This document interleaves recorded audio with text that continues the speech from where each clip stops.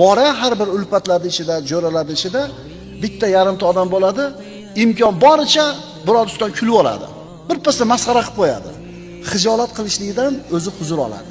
Bora bor, o'sha ana o'sha palonchi. Lekin o'sha palonchi ham o'zini shunaqa deb bilmaydi. Payg'ambarimiz sollallohu alayhi vasallam aytadilar: "La tuhammirul wujuh." Yuzlarni qizartirmanglar. Ya'ni odamlarning yuzlarini xijolatga qo'yib qizartirmanglar.